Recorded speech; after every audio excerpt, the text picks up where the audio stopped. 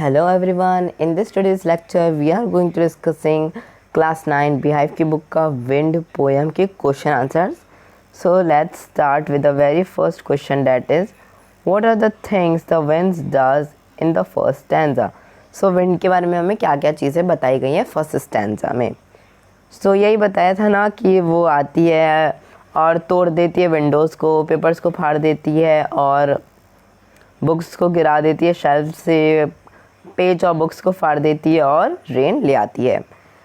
ठीक है, तो हमें समझना है क्वेश्चन आंसर्स को, है ना, रटना नहीं है, हमको समझ के लिखेंगे, हमें और जल्दी याद होएंगे. ठीक है, सो देखते हैं क्या है.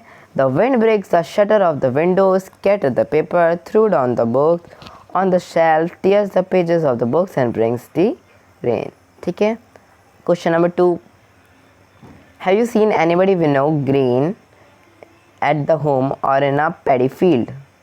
सो आपने कभी देखा है ग्रेन को बोते हुए पैडी फील्ड में? What is the world is your language for winnowing? तुम्हारी लैंग्वेज में विनोइंग को और क्या कहते हैं? What do people use for winnowing? Winnowing के लिए क्या यूज़ करते हैं? Give the word in your language if you know them. हमें वर्ड्स देने अगर हम उसके बारे में जानते हैं तो. सो आंसर है yes, I have seen my grand mother winnowing grain at home. फटकना the word in my language Hindi for winnowing. Winnowing basket is used for winnowing. So फटकना, हमने शायद आपने फटकना वर्ड जो था वो सुना होगा. सो फटकना होता है ना विनोइंग, मतलब जैसे कि ये प्लेट है, यहाँ पे छोटे छोटे चीज़ें हैं, है ना, और कलर चेंज कर लेते हैं. और यहाँ पे अरे कलर चेंज नहीं हुआ, और यहाँ पे छोटी छोटी सी जो चीज़ें हैं वो है. अब हमें अलग अलग करनी है. सो हम क्या करते हैं, जो प्लेट उसको ठप ठप ऐसे करते हैं ना, आपने देखा होगा, अपनी मम्मी को देखा होगा ना, वो करती थी ऐसे ठप ठप ठप ठप ठप.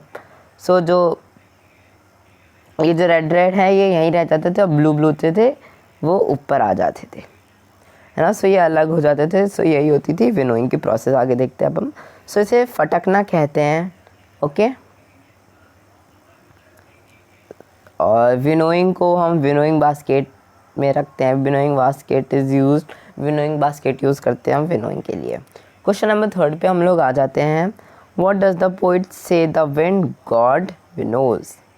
सो क्यों पोइट कहता था कि ये विंड जो है भगवान की विनोज है, भगवान के लिए, भगवान की भेजी हुई विनोइंग है, ये छांट के लाती है. सो क्या है? The poet says the wind god winnows crumbling house, doors, rafters, wood, bodies, life hearts and the crushes them all. So क्या करती थी विंड? सबको अलग अलग कर देती थी, यानी कि विनोइंग कर देती थी, फटक देती थी सबको. सो जैसे कि कांच तोड़ देती, घर तोड़ देती, दरवाजे तोड़ देती, रेफ्टर्स तोड़ देती, है ना, वुड तोड़ देती, बॉडीज़ तोड़ देती, लोगों की ज़िंदगियाँ, लोगों के दिल सब क्रश कर देती. सो इसलिए इसको गॉड विनोज कहा गया है. क्वेश्चन नंबर 4 पे आ जाते हैं अब हम लोग. What should we do to make friends with the wind? हमें क्या करना है जिससे हम विंड के फ्रेंड बन जाएं?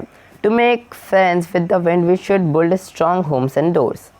सो अगर हमें उसका फ्रेंड बनना है तो हमें स्ट्रॉन्ग होम्स और उसी के साथ साथ स्ट्रॉन्ग डोर्स हमें बनवाने पड़ेंगे, है ना. और we should strength our bodies and make the heart steadfast. और अब घर वगैरह तो हमने स्ट्रॉन्ग बना लिए, बट अपनी बॉडी, अपना हर्ट ही स्ट्रॉन्ग नहीं होगा. सो क्या होगा? सो हमें उसके साथ अपने बॉडी को भी स्ट्रॉन्ग बनाना होता है, जिससे कि कोई भी विंड आए हमें ज़्यादा असर ना पड़े, और अपने हर्ट को भी ऐसा स्ट्रॉन्ग बना लेना है. ऑल राइट, सो देखते हैं क्या लिखना है हमें एग्जाम में. To make friends with the wind we should build strong homes and doors. We should strain our bodies and make the heart steadfast. Question number 5 पे आते हैं हम. What do the last 4 lines of the poem mean to you? Last 4 lines poem की वो हमें क्या बताती हैं? So the last 4 lines give a very powerful message. So जो लास्ट की 4 लाइन्स होती है वो काफ़ी अच्छा मैसेज देती है ना. क्यों, कैसे, देखते हैं. They said that the wind that blows weak fires and the same wind make strong fire flourish. So इसमें यही बताया गया है कि जो विंड होती है वो कम फायर को बुझा देती है, और जहाँ पे ज़्यादा फायर होती है, ज़्यादा आग होती है, वो विंड उसी को और तेज़ बढ़ा देती है, ठीक है, और तेज़ कर देती है। अब आपने देखा होगा ना कि आपकी मम्मी या आपके ग्रैंड मदर कोई भी चूल्हा जलाते हैं, सो उस चूल्हे में आग लगाने के लिए क्या करते हैं, फूकनी से फूक मारते हैं ना, ऐसे आवाज़ आती थी, है ना। तो क्या हुआ था, आग बढ़ जाती थी इससे, ठीक है। That implies the weak people are broken by forces. तो जो वीक पीपल्स थे वो ऐसे ही फोर्सेस से टूट जाते थे, और जो स्ट्रॉन्ग पीपल्स थे उनके अंदर स्ट्रेंथ रहती थी, वो उस फोर्स को झेल जाते थे। सो द फ्रेंडशिप विंड और strong force is good. So friendship wind के साथ अच्छी है और स्ट्रॉन्ग फोर्स भी अच्छा है। We have just stay strong mentally as well as physically. अब हमें मेंटली और फिजिकली दोनों तरह एकदम अच्छे से प्रिपेयर रहना चाहिए, चाहे कुछ भी हो। ऑलराइट, क्वेश्चन नंबर 6 पे आते हैं, जो हमारा लास्ट क्वेश्चन है। How does the poet speaks to the wind, in anger और विद ह्यूमर। जो इसमें बताया गया कि जो पोइट है वो विंड से गुस्से में बात कर रहा है और हंसी मजाक में बात कर रहा है। You must also have seen और hear the wind crumbling lives. और उसी के साथ साथ आपने सुना होगा विंड क्रम्बलिंग लाइव्स के बारे में। सो उसके लिए उसके हिसाब से आपका क्या रिस्पॉन्स है, और is it like the poet, और आपको पोइट अच्छा लगा। So the poet speaks the wind with humour. वो उससे गुस्से से नहीं बोल रहा था ना, सो उसके साथ ह्यूमर से बात कर रहा था। और wind crashes house, crumbling lives का मतलब है ना, तो यहाँ देखते हैं। He says the wind crashes houses, doors, rafters, wood, bodies and life. आप ये जो लाइन्स है ना, यहाँ से he says the wind crash house, doors, rafter, wood और लाइफ, ये तो देखो मोस्ट ऑफ द क्वेश्चंस में ये लाइन्स आई हैं। सो इन लाइन को तो आपको अच्छे से याद हो जाना चाहिए। Alright, he says the break of shutters of window, the scatter of the papers, but at the same time also we point the wind brings rain। वो खिड़कियाँ तोड़ देती है, पेपर को फैला देती है, और इसी समय बारिश भी ले आती है। He tells readers that we must powerful and build strong house। और जो राइटर है वो कहते हैं हमें पावरफुल और स्ट्रॉन्ग हाउसेस बनाने चाहिए, क्योंकि जो विंड है वो वीक लोगों को ही पॉइंट आउट करती है, वीक लोगों पे ही वो विंड ज़्यादा असर करती है। अब yes, I do have seen the wind crumbling lines on the news channels. Wind brings massive destruction something. So crumbling life ना, अब लोगों की ज़िंदगी ऐसे न्यूज़ में आया होगा ना कि कहीं भी ज़रा सा तूफान आता है तो लोगों की लाइफ के ऊपर बात आ जाती है ना।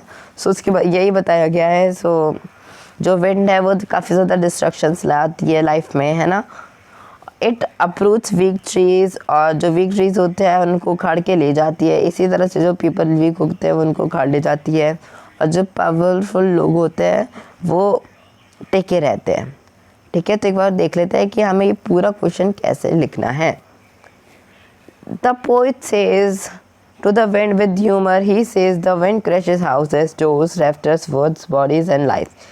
He says it breaks shutters of the window and scatters the paper, but at the same time, he also points the wind brings rain. He tells the reader that we must become powerful and build strong houses because the wind only damages weak things. Yes, I too have seen a wind crumbling lives on the news channels. Winds bring massive destruction,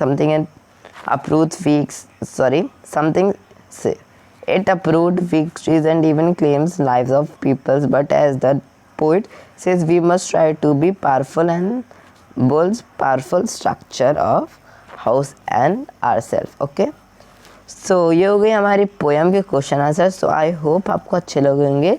सो ज़रूर से ज़रूर video को like करना, channel पर नहीं हो तो subscribe करना, और अपने फ्रेंड्स के साथ ज़रूर शेयर करना। ओके, सो हम मिलते हैं हमारी नेक्स्ट वीडियो में, तब तक के लिए बाय बाय।